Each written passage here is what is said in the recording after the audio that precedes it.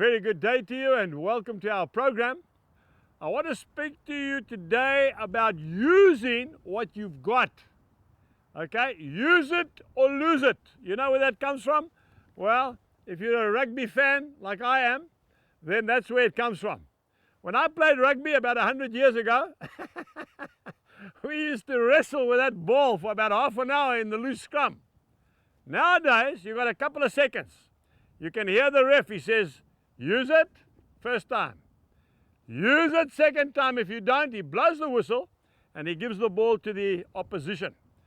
Use it or lose it. Some of you are holding back. I don't know why. That's what God's telling me to tell you. You're holding back. Holding back in what area, Angus? Well, there's a couple of you there been going out for about 3 or 4 years and you're still not married. When are you going to get married? See? Now, if you love each other, get married. Now, are we saving up to buy a house? I've got news for you. 2 people can save a lot quicker and a lot more easily than 1 person. I can see the young girl smiling from ear to ear because the heat's on and her fiancé is red around the collar. Propose to her and marry her. Why?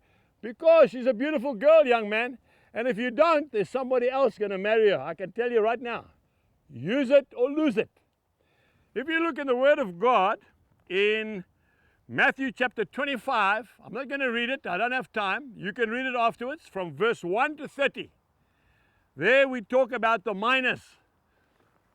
The man of the house, the farmer, went away and he left miners 5, 3, I think it was, and 1.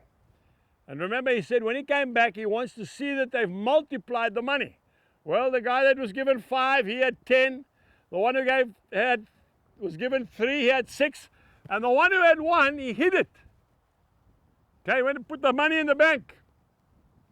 The owner said, why didn't you utilize the money I gave you? No, well, I was scared that maybe I would lose it. Because of that, he lost everything. Interesting point in that parable that Jesus told. Jesus said the owner took that 1 talent and he gave it, or mina, to the man who had the 10. Even I said, Lord, that's kind of unfair. I mean, he's got so much already. That's why some people have got so much and some people have got nothing. Because they're too mean or they're too fearful to exercise by faith that which God's given them.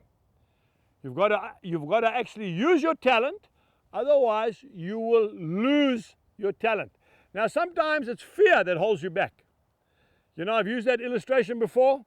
A snake comes along, big snake, okay, and there's a little mouse. The mouse can run away twice as quick as the snake, but the little mouse gets hypnotized by fear.